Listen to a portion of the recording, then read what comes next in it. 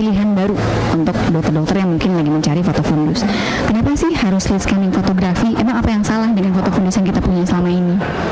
Jadi pertama, mungkin dokter pernah nggak dapet pasien seperti ini, pasien glaukoma udah di LPI, kita kelihatan, bukan LPI, udah dilakukan peripheral iridectomy, kataraknya jadi intumescent, VH-nya jadi menyempit gitu ya, pupilnya kecil banget, cuma 2-3 mili. Pengen lihat CD rasionya sekarang gimana sih? Pengen kasih tahu aja foto fundus. Terus dokter lakukan foto fundus nih, dapetnya kayak gini gambarnya. Sebel kan ya? Maksudnya mau lihat apa? Coba dari situ nggak kelihatan apa-apa, foto fundusnya gelap banget.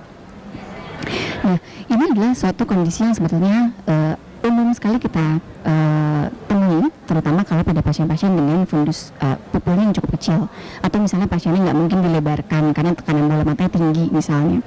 Nah, inilah disinilah slit lamp fundus fotografi hadir. Kenapa sih slit lamp scanning fotografi yang dilakukan tuh apa? Kalau pada konvensional foto fundus, sinar yang masuk ke dalam bola mata itu dia diffuse gitu ya.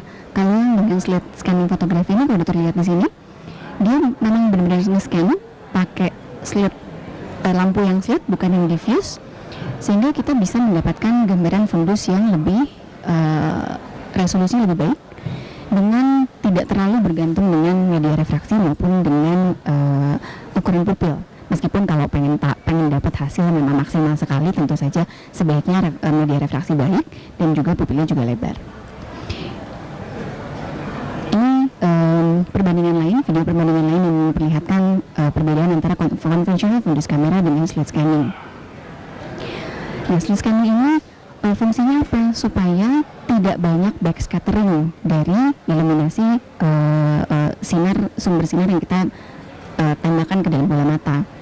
Kemudian kalau misalnya kita pasien-pasiennya banyak media opacity, ada katarak gitu ya, atau misalnya asteriotiosis, ini akan menyebabkan backscattering, ini akan menyebabkan banyak ghost image pada foto fundus yang akan kita ambil. Ini sebagai gambaran saja bahwa kalau kita pakai konvensional fundus kamera, illumination path-nya tuh lebar, kemudian dia lingkar. Kalau dengan yang slit scanning fotografi, dia memang kecil, slit, namanya juga slit ya, sehingga memang bisa dilakukan pada ukuran-ukuran pupil yang lebih kecil dibanding dari 4 mm. Kalau dari gambar ini 2,5 atau 2 mm untuk spot pupil juga bisa kita lakukan. Jadi nggak semua pasien harus kita lebarin terus foto fundus gitu ya, dengan pupil kecil aja udah kelihatan. Oke, bagaimana sih key teknologinya apa pada slit scanning fotografi ini? Intinya adalah sumber cahaya. Kalau pakai konvensional fundus kamera, sumber cahayanya adalah lampu xenon. Kemudian kalau yang slit scanning itu pakai LED dan LEP. Apa LEP? Adalah laser excited phosphor LEP dan kombinasi dengan LED. Bedanya apa? Kalau terlihat di gambar ini, kalau dia pakai xenon, sinar itu tidak terlalu terarah, dia diffuse. Kalau pakai ini, dia continuous. Sinar yang dihasilkan dari sumber sinar itu continuous, sehingga bisa melakukan slit fotografi. Ini contoh lain yang menggambarkan bagaimana LEP ini dia memberikan sinar yang jauh lebih fokus dan lebih jauh. Dikatakan kalau misalnya kita pakai senter yang sumber cahayanya ada LEP, bisa menerangi sampai sekitar 2,3 km. Jadi kalau misalnya yang senang main-main di hutan gitu ya, atau misalnya mungkin yang suka uji nyali ke hutan gitu, nah pakai senter yang ada sumber cahayanya adalah LEP ya. Oke.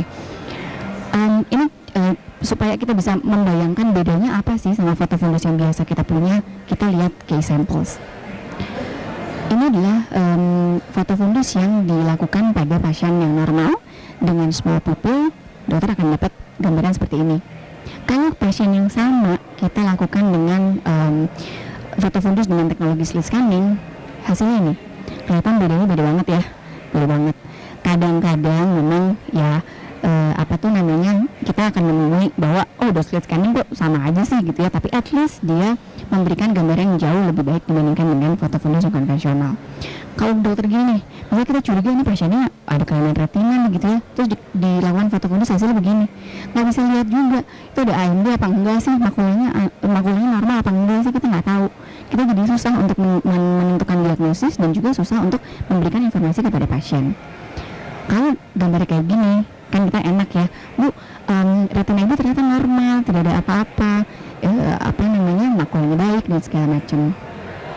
Ini contoh lagi, kita lihat di pojok atas kanan itu pupilnya mungkin cuma sekitar 2-3 mili. Hasilnya begini dengan konvensional fundus kamera. Pasien yang sama dilakukan foto dengan slit scanning fotografi, hasilnya begini. Nah, dengan kayak gini kita bisa lihat nih, ibu kalau boleh saya tanya misalnya punya hipertensi, punya penyakit yang lain, karena kalau kita lihat ini ternyata arterinya sudah agak mengecil rasionya gitu ya, mulai ada misalnya ini nih yang sebelah sini misalnya mulai ada sclerotic vessels, bisa kita ngasih tahu ibu coba deh ke dokter penyakit dalam atau ke dokter umum, cek deh tensinya, karena kalau misalnya dilihat dari retinanya hasilnya begini gitu ya. Jadi dokter akan lebih mudah untuk pasien itu mengikuti apa yang kita mau, karena dia bisa lihat apa sih kelainan yang ada di dalam bola mata saya gitu ya. Kalau dikasihnya begini, itu mau ngomong apa sama pasiennya, kan bingung ya gitu. Dibilang ini nih arteri ini lebih kecil nih Bu, yang mana nggak kelihatan, itu semua hitam semua. Ya, ini mungkin pasien yang diambil memang punya hipertensi retinopati, kita bisa lihat dari kaliber pembuluh darahnya. Kalau misalnya kita bandingkan dengan yang sekarang kan memang lagi hitsnya adalah wide field fundus imaging, di mana wide field fundus imaging ini dia bisa melihat sekitar 200 derajat ke peripheral retina. Hanya saja memang salah satu yang saya senang pakai wide field imaging, tapi yang mengganggu buat saya adalah karena dia pakai teknologi CSLO ya, laser scanning ophthalmoscopy, warnanya itu jadi nggak true color, hijau, kuning gitu ya. Jadi kadang-kadang agak susah melihat ini retinanya apa sih tuh, kok dia ada ada kayak RPE defect, tapi apa ya gitu. Ini kanan kiri bisa beda. Kalau kita lihat dari hasil OCT-nya, kita lihat yang sebelah kanan itu kelihatan bahwa ada retina atrofi. Yang sebelah kiri ternyata ada vitreomacular traction, kelihatan retinanya sampai ngangkat begitu, dan juga retina atrofi. Cuma begitu mau melihat dari foto fundusnya, ngeliatin ke pasien, mau lihat apa ya? Kadang-kadang memang itu terjadi. Sehingga pasien yang sama kalau kita lihat dengan slit scanning fotografi, meskipun dia tidak wide field ya, sekali capture dia cuma bisa ngeliatin 50 derajat dari polus posterior, tetapi dokter akan bisa lihat, bisa menyimpulkan bahwa ini memang kita lihat nih ada daerah atrofi di daerah makulanya yang kalau mau disambungkan dengan hasil OCT-nya sesuai gitu ya. Ada RPE atrofi atau retina atrofi, sudah tipis semua. Nah, ini mata yang sebelah kiri pun juga begitu. Ini geografik atrofinya, kemudian kelihatan ini daerah sini tuh kelihatan memang ada suatu membran yang menyebabkan adanya vitreomacular traction seperti yang bisa dokter lihat di hasil OCT. Nah, ini contoh aja gitu ya. Jadi memang bisa kelihatan resolusinya akan jauh lebih bagus apabila pasien-pasien yang dengan kelainan makula itu dilakukan dengan foto fundus yang slit scanning, dan memang resolusinya lebih baik kalau dia tidak wide field. Saat ini kita belum punya yang best of the best lah istilahnya ya. Udah mau wide field, udah resolusinya bagus, true colors gitu, itu belum. Itu masih makhluk unicorn mungkin ya kalau di kita belum ada. Oke.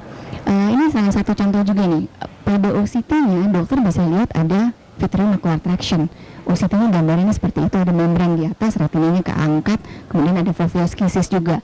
Tapi kalau kita pakai ini OCT-nya Maestro ya. Maestro itu biasanya suka ada hasil foto fundusnya di atas. Tapi ini kelihatannya memang ada media opacity, misalnya katarak atau misalnya pupila kecil, sehingga kita nggak bisa melihat gambaran yang foto fundusnya seperti apa. Nah, dengan konvensional foto fundus kita pengen ngasih tahu nih sama pasien, Bu, ada membran nih di makula retinanya gitu ya. Terus pas kita ada foto dapetnya begini. Betul-betul apa dok? Itu udah hantu di bola mata saya gitu kan. Jadi yang mau kita lihat nggak kelihatan karena memang ghost image atau misalnya ada backscatter dari light source-nya karena ada media opacity. Kalau kita lakukan pasien yang sama dengan slit scanning fotografi, kita bisa lihat resolusinya lebih baik gitu ya. Dokter mungkin kalau misalnya memang ini gambarnya lebih besar, ini akan kelihatan nih. Di sini ada suatu membran seperti epiretinal membran yang dia akan mendistorsi pembuluh darah gitu ya. Jadi memang ada tuh epiretinal membrannya yang ternyata kalau kita OCT kelihatan tuh bahwa si membrannya itu memang sudah menarik retinanya sehingga menjadi satu ventricular traction. Kalau saya kecepatan atau misalnya dokter ada yang nanya boleh ya, silakan ya sambil jalan. Kemudian ini adalah gambaran yang berbeda lagi di mana kita membandingkan hasil dari wide field fundus kamera ya dengan hasil foto fundus yang dilakukan yang memiliki teknologi slit scanning fotografi. Ini adalah pasien yang sama. Kita bisa lihat di sini ada hemorrhage. Kelihatan sih ya, di ini juga kelihatan. Tapi kalau misalnya kita mau mengedukasi pasien supaya pasien compliance lebih bagus, dia tuh harus benar-benar lihat apa sih yang salah dengan mata saya gitu ya. Kadang-kadang ini dengan background yang juga orangnya gitu mungkin nggak terlalu, ya untuk awal mungkin nggak terlalu ngeh gitu ya. Begitu kita bandingkan dengan hasil yang atas, kelihatan banget Bu, ini merah. Lihat ini tuh perdarahan loh. Ibu tuh misalnya nih punya diabetes nggak gitu ya, kemudian punya darah tinggi atau enggak. Nah dokter bisa bertanya itu sambil melihat ininya. Kadang-kadang ya kita juga sebagai dokter kadang-kadang suka denial dengan penyakit yang kita punya. Suka ditanya, ibu punya gula nggak? Oh, enggak sih dok, terakhir waktu itu pernah sih agak tinggi tapi sekarang udah enggak gitu, udah sembuh gitu. Terus misalnya dokter melihat ada gambaran, let's say misalnya ini diabetes retinopati misalnya gitu ya kan nggak bisa ngeles ya Bu, kelihatannya coba cek lagi, coba misalnya kontrol lagi dokter penyakit dalam, karena kalau dari retina ibu ternyata memang sudah rusak yang kemungkinan besar ini adalah karena diabetes retinopati. Jadi kelihatannya ibu punya diabetes, cek HbA1c dan lain-lain. Jadi kita akan lebih mudah edukasi pasien melalui diagnostik bantuan alat-alat diagnostik seperti ini. Ini salah satu contohnya juga, ini ada drusen retina ya. Dokter bisa lihat titik-titiknya gitu. Nah kalau misalnya memang dokter membutuhkan nih, saya pengen wide field pakai foto fundus ini, tapi pengen wide field boleh, bisa, itu dimungkinkan dengan teknologi dengan montase. Jadi nanti dokter foto fundus itu 9 posisi, nanti pasiennya sudah lihat ke sini, nanti si alat itu akan secara otomatis mindahin fiksasinya. Nanti Bu lihat ke sebelah kanan atas, nanti dia akan ke sini. Nanti si foto fundusnya akan memfoto retina yang bagian bawah. Bu lihat ke sebelah sana, sehingga kita akan punya 9 image seperti ini yang nanti bisa dimontase. Nah montasenya kalau zaman dulu harus manual. Dulu zaman saya residen juga masih manual ya. Kalau kita mau bikin montase kita yang ngilang-ngilang pembuluhannya cocoknya di mana, ini di mana gitu ya.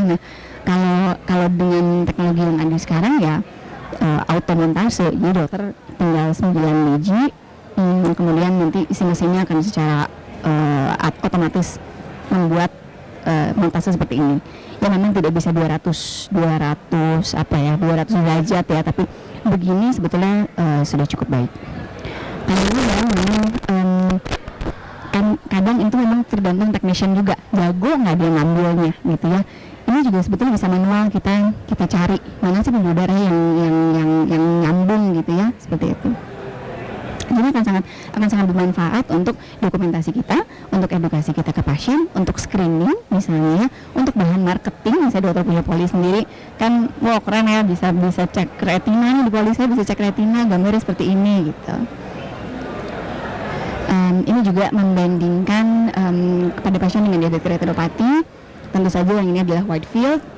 Kita bisa lihat sampai perdarahannya ke perifer gitu ya. Tapi kalau kita lihat di sini di pasien ini kanan dan kiri, patologinya lebih banyak di bagian polus posterior. Perdarahannya lebih banyak di polus posterior, di daerah papilla makula gitu ya. Sehingga akan lebih kelihatan kalau kita pakai foto fundus yang memang 50 derajat, dia fokus di daerah polus posterior, udah kelihatan nih. Udah ramai banget. Kayak banyak kayak ini ya, kayak misalnya petasan lebaran gitu ya, banyak banget, ramai banget. Kita bisa lihat irma, bisa lihat perdarahan dot, ada cotton wool spot sebelah sini, exudat dan lain-lain. Ini mungkin kalau misalnya kita OCT bisa jadi ditemukan diabetes macular edema. Ini salah satu contoh lagi kayak yang kita contoh kasus pertama di slide pertama ya, pupilnya kecil mau dilebarin tionya 30 misalnya, mau di foto fundus dia pupilnya cuma 2 mili. Dengan yang konvensional kita ketemunya begini gambarnya hitam. Dengan slit scanning fotografi memang resolusinya tidak optimal, tetapi at least jauh banget perbedaannya dari yang gelap banget. Dokter at least bisa lihat di sinilah gitu.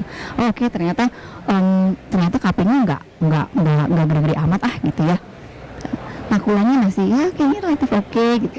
Tapi balik lagi, foto fundus ini memang harus selalu disambungkan dengan alat diagnostik yang lain. Jadi ini oke, maksudnya bisa untuk alat edukasi dan lain-lain, tapi ya you mostly harus ada tambahan yang lain lah untuk bisa menentukan suatu diagnosis dan terapi yang lain, misalnya OCT. Saat ini kayaknya OCT saya pikir meskipun di luar bahasan saya ya, tapi saya pikir OCT itu salah satu alat yang perlu ada, apalagi kalau dokter mungkin volume pasiennya banyak gitu ya, nggak mungkin semua dilebarin. Jadi foto fundus yang non mydriatic ya contohnya ini punya OCT. Pada dokter misalnya saya operasi katarak ini banyak banget, tapi kan saya nggak mungkin satu-satu misalnya ngelihat fundusnya gitu ya. Nah ini mungkin bisa membantu juga. Jadi non mydriatic fundus kamera, OCT salah satunya supaya nanti outcome operasi dokter tuh lebih bagus. Karena kadang-kadang saya sebagai dokter retina banyak banget dapat konsulan, dok pasca operasi penglihatan pasiennya nggak maksimal. Ternyata ya waktu dilihat retina ya oke lah, memang ada macular hole, ada epiretinal membran, ada AMD gitu ya yang previously nggak kelihatan, mungkin karena memang kataraknya tebal atau memang karena tidak dilakukan pemeriksaan retina. Itu kan jadi apa ya? Jadi bad marketing juga buat kita. Nanti pasiennya bilang-bilang sama teman-teman, jangan operasi sama dokter itu deh, hasilnya gagal gitu kan. Kadang kan pasien juga aja ngomong kayak gitu ya, gagal, padahal sebenarnya operasi katarak sih nggak gagal, cuman ada patologi lain di dalam bola mata kita yang menyebabkan hasilnya jadi tidak optimal gitu. Nah at least misalnya ini adalah salah satu cara untuk kita untuk meningkatkan hasil outcome operasi katarak kita. Ini contoh pada kasus-kasus yang dengan media opacity, ini adalah asteroid hyalosis ya, kita lihat di slit lamp ada gambaran kristal-kristal emas seperti ini. Ini kalau misalnya sebenarnya dokter retina kayaknya kaya nih kalau misalnya fit-track pasien-pasien dengan asteroid hyalosis. Di slit lamp ini, terus conventional fundus kamera, kalau kita bandingkan ini kalau misalnya pasien yang sama dengan wide field fundus kamera, kelihatan kayak ini ya, kayak pohon Natal. Ini dengan slit scanning fotografi. Yang kadang suka bikin saya agak susah pada pasien dengan asteroid hyalosis adalah pada saat si pasien ini punya diabetic retinopathy. Kita jadi susah stagingnya karena nggak kelihatan. Kadang susah banget ya gitu ya. Nah pada kasus-kasus seperti itu kadang-kadang ini agak melenceng sedikit, kadang-kadang saya fit-track juga supaya lebih supaya bisa melihat staging diabetic retinopathy di mana sih. Saya perlu laser nggak? Ada diabetic macular edema nggak? Kadang-kadang memang ada pasien-pasien dengan media opacity asteroid hyalosis yang sangat tebal. Nah kalau kayak gini sebenarnya at least kelihatan lah, oke, makulanya kayaknya nggak ada perdarahan gitu ya, nggak ada sesuatu, nggak ada fibrosis misalnya, nggak ada macular hole, kelihatan itu. Jadi dengan teknologi slit scanning ini, karena tadi sinarnya continuous, kemudian dia kecil, sinar pipih, jadi dia bisa men-scan bagian retina lebih baik, resolusinya lebih baik, jadi kita pun lebih confident dengan hasil yang didapatkan. Ini contohnya post-op macular hole surgery. Nah, yang susah itu adalah kayak gini. Kalau pasca operasi macular hole, biasanya kan pakai gas ya dok. Nah, gas ini biasanya kan bikin jadi media opacity juga. Nah, foto fundus yang biasa ya agak susah untuk bisa menangkap image dalam mata yang berisi gas. Makanya ini salah satu contohnya adalah kalau bisa kita pakai wide field fundus kamera dia begini, ini dengan slit scanning fotografi dia bisa lebih baik. Balik lagi nggak ideal karena memang ada gas dalam bola matanya, tapi misalnya kita pengen tahu nih, nempel nggak sih retinanya perdarahan, misalnya submacular hemorrhage hilang nggak sih gitu ya. Ini salah satu yang bisa kita lakukan juga. Ini pada pasien katarak mungkin NO3NC3, NO3NC4 kalian ya, ini masih bisa memberikan gambaran yang cukup baik. Kita bisa lihat di sini ada perdarahan di superior arcade, kemudian ada mungkin RPE alteration, atau misalnya itu adalah suatu atrofi gitu ya, atau misalnya dia ini nggak ada OCT-nya sih ya. Oke, bisa jadi dia misalnya suatu dry AMD misalnya gitu. Jadi kita bisa bilang sama pasiennya, Bu, katarak ibu tuh udah cukup tebal, jadi kita operasi ya. Tapi karena saya biasanya suka bilang gini sama pasien saya, katarak itu saya ibaratkan sebagai bohlam lampu. Bohlam lampu mah gampang, Bu, tinggal diganti. Kita operasi katarak itu dia mengganti bohlam lampu yang lama dengan yang baru. Tapi kan kita cuma memastikan si kringnya masih bagus apa enggak. Karena kalau misalnya si kringnya udah rusak, bohlam lampunya diganti, mau pakai bohlam lampu 1 miliar juga nggak bisa terang gitu kan. Nah, dengan ini kita bisa bilang, Bu, ibu misalnya dengan usia sisi kringnya tuh kabelnya tuh mulai ada yang rusak, sehingga kalau kita ganti bohlamnya nih mungkin memang nggak akan seterang orang yang normal ya. Karena kadang-kadang pasien tuh suka banding-bandingin, Dok, teman saya minggu lalu habis operasi jadi bisa lihat lagi yang cantik-cantik gitu ya, bisa lihat lagi uang 100.000 yang ditaruh 5 meter gitu. Nah, kadang-kadang masih suka membanding-bandingkan seperti itu. Tapi dengan dikasih informasi dulu bahwa ada kemungkinan hasilnya memang tidak akan maksimal, pasien nggak akan komplain lah istilahnya. Ya dia mungkin akan bertanya-tanya, ya Dok kenapa ya gini, tapi nggak akan misalnya, Dok kenapa sih kok bisa operasi, kok saya penglihatan sih kayak gini sih gitu. Dokter nggak benar operasi gagal ya gitu kan, kayak gitu kan kita pengen hindari nih Dok gitu. Nah, jadi kalau bisa retina itu sebelum operasi katarak pasti harus selalu dilihat. Kalau ternyata memang males fundus indirect karena males ditetes atau memang pasien yang nggak mungkin ditetes, mungkin teknologi ini adalah salah satu yang bisa membantu dokter di tempat praktek. Ini contoh lagi, dengan konvensional fundus kamera hasilnya seperti ini, dengan slit scanning kita bisa lihat bahwa resolusinya lebih baik. Ini juga sama, ini pasien yang sama, lihat resolusi pembuluh darahnya itu lebih bagus gitu ya. Ini juga sama, dokter bisa dilihat di sini ada kayak semacam selaput warnanya kayak glistening membrane gitu ya, ini satu epiretinal membran yang kalau di conventional fundus kamera dia nggak terlalu kelihatan. Kita cuma bisa lihat ini seolah-olah kayak normal gitu, ini ada sih tapi ini kayak artefak deh di tengah-tengah gitu. Begitu dokter pakai yang slit scanning, kelihatan ternyata oke, memang ada epiretinal membran. Oke. Ini juga kalau misalnya kita ketemu pasien dengan myopic fundus, yang di sini peripapillary choroidal atrofinya kelihatan sih gitu ya, tapi akan lebih kelihatan lagi kalau misalnya dokter pakai teknologi ini. Oke. Ini juga sama, ini pasien dengan diabetic retinopathy, kita pernah ngeliatin floaters. Pasien datang nih ke tempat dokter, Dok, kayak ada semut di bola mata saya, apa ya gitu, kayak di rambut saya suka gini-gini tapi kok nggak ada gitu. Kemudian dokter di fundoskopi kelihatan nih memang ada floatersnya, terus dokter pengen ngeliatin sama pasiennya, ini loh yang bikin yang gerak-gerak di dalam bola mata ibu atau bapak tuh ini loh gitu. Dengan konvensional fundus kamera nggak kelihatan, kayak mana dok gitu pasti nanya. Ini kelihatan nih, ini dia floaters, jadi dia PVD, ada mungkin sinematic vitreous, dia kelihatan. Meskipun yang kadang-kadang mungkin untuk orang awam juga ilmunya tuh agak sulit dicerna juga ya, tapi at least kalau misalnya dilihat, oke, ada ini, terus digambarin misalnya tuh ini melayang-layang loh di dalam cairan mata kita, oke. Dia akan lebih tenang, karena kadang banyak pasien yang datang dengan foto tuh takut, karena saya takut ablasio gitu. Jadi pasien-pasien sekarang mungkin udah pinter ya Dok, banyak YouTube lah, banyak apa segala macam, udah bilang kalau ada foto tuh pasti ada ablasio gitu. Nah kayak gitu-gitu mungkin ini bisa jadi salah satu yang membantu menjelaskan kepada pasien. Oke. Ya juga sama, kalau misalnya dokter melihat misalnya ada maktel atau PFT ya, kita biasanya suka melihat si kapilari dari parafoveanya misalnya ada teleangiektasis atau enggak gitu. Nah dengan ini cukup baik, resolusinya cukup baik untuk bisa melihat sampai ke parafovea capillaris. Oke.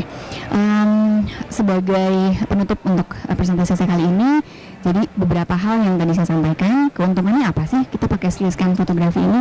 Yang pertama, lebih cepat, dia ngambil fotonya itu lebih cepat. Pada pasien-pasien itu. Saya nggak dokter nggak apa-apa kan dok, bukan dokter yang jatuh ya dok. Kalau ini nggak apa-apa, biarin dia topcon. Jadi sorry kalau misalnya ngalangin. Jadi lebih cepat. Misalnya pada pasien-pasien yang usianya udah 90 tahun, susah mau duduk di kursi juga repot gitu ya, harus pindah dari kursi roda dan segala macam, atau bisa ada tremor misalnya. Nah dengan ini dia lebih cepat ngambil fotonya. Kemudian image clarity-nya itu lebih baik, terutama pada pasien-pasien yang punya media opasitis ya, small pupil. Kemudian kita juga bisa lihat peripheral retina. Kadang-kadang dengan montase kita pengen lihat peripheral retina meskipun udah pakai 9 atau 7 posisi, peripheral itu jadi kayak blur banget, nggak kelihatan gitu ya. Nah dengan teknologi ini itu memperbaiki hal tersebut. Terus udah gitu tadi natural true color. Jadi yang dilihat itu adalah warna retina yang sesungguhnya, bukan dengan CSLO, bukan dengan light source yang lain. Kemudian pada yang M500 ini dia user dan technician friendly. Nah, technician friendly ini penting. User friendly ini penting karena kalau dokter misalnya kerja di satu tempat yang techniciannya bisa dia aja jagoan gitu ya, untuk kasus macam-macam mungkin dia tetap akan dapat image clarity yang bagus. Tapi kalau misalnya dokter di tempatnya ya, si perawatnya pokoknya siapa aja yang lagi kosong, kamu nih yang foto fundus. Nah, tapi kan kemampuannya akan berbeda-beda sehingga dokter akan punya hasil yang juga bisa jadi berbeda-beda. Nah, dengan kalau misalnya kita punya mesin yang dia user dan technician friendly, bisa direproducibility, apa sih gimana sih? jadi siapapun yang mengerjakan hasilnya mungkin nggak akan terlalu berbeda jauh gitu. Terus kalau misalnya dokter udah punya alat topcon yang lain, misalnya OCT-nya misalnya Maestro gitu ya, dia bisa disatukan di ImageNet juga. Kemudian kalau tadi dokter mungkin ikut simposium INAVRS mengenai AI, jadi artificial intelligence itu kan sekarang lagi booming ya, terutama untuk screening dan lain-lain. Nah, alat topcon ini dia bisa disatuin tuh, bisa kompatibel sama si software artificial intelligence ya. Ada dokter Adi yang memang tadi menyampaikan tentang artificial intelligence. Maaf ya dok, kalau saya ada salah boleh dikoreksi. Gitu. Jadi dengan AI, terutama misalnya nih, dokter kan banyak program untuk screening atau misalnya di tempat pendidikan atau apa gitu ya yang butuh screening. Nah, AI ini kan akan sangat membantu pada saat diagnosis diabetes retinopati. Misalnya di tempat dokter nih, rumah sakit umum yang program Prolanisnya nih jalan banget. Pengen tahu dong, ini dari pasien-pasien yang datang dengan diabetes berapa sih diabetes retinopati? Kita kan harus screening ya. Jangan sampai pasien dengan diabetes retinopati datang dengan kondisi yang udah parah gitu, yang sudah mengalami kebutaan. Ini bisa dengan AI itu bisa kompatibel. Nah, buat siapa sih sebenarnya si slit-line fundus foto ini? Terutama adalah untuk dokter-dokter yang pengen level up their practice, yang tadinya saya cuma mengandalkan sorry dok aku bolak-balik dari tadi yang biasanya mungkin ya mengandalkan perkataan kita terhadap pasien ya, yang biasanya mungkin gini, foto fundus itu bukan alat pertama yang harus dokter punya pada saat dokter bikin praktek sendiri, enggak ya, mungkin ada hal-hal yang lain. Tapi apabila misalnya nih dokter udah punya yang basic, selanjutnya adalah foto fundus menurut saya ini adalah satu yang harus dokter punya, terutama kalau tadi dokter punya klinik dengan high volume, pasiennya banyak banget, operasinya banyak banget gitu ya. Dokter kan pengen hasilnya pasti bagus dong, pengen semua POD 110. Dokter pengen menghindari dituntut pasien atau dikomplain pasien gara-gara hasilnya nggak bagus gitu kan. Nah, ini mungkin bisa jadi salah satu opsi untuk membantu dokter prakteknya lebih nyaman dan lebih enak untuk pasien juga gitu ya. Kemudian dia screening tadi, kalau misalnya memang ternyata banyak program Prolanis, dokter senang mengerjakan screening, outreach, atau dokter punya residen, punya koas gitu ya, itu untuk education proses proses sangat bermanfaat. Karena kadang-kadang gitu, kalau misalnya koas deh atau residen pertama kali masuk ke divisi retina disuruh fundoskopi indirect, bingung pasti, apa sih yang harus gue cari gitu ya. Tapi at least kalau misalnya ternyata ada bandingan, ini kalau coba lihat di sini, pasien ini ternyata punya epiretinal membran, kelihatan nggak? Coba lihat makulanya deh, ada nggak membran yang apa tuh namanya glistening, kayak misalnya terang-terang. Terus kamu lihat nggak ini pasien dengan AMD adosum makular? Kalau nggak ada di otaknya udah nggak lihat juga gitu. Kalau misalnya ternyata dari foto fundusnya ada, oh oke, oh ternyata yang konsulen saya maksud tuh adalah itu gitu. Jadi itu untuk education sangat membantu. Marketing tentu saja. Mungkin tempat-tempat yang lain nggak ada rambut fundus gitu ya, itu bisa bikin flyers nih, pemeriksaan retina gratis gitu ya. Yang dibutuhkan cuma demo dari Topcon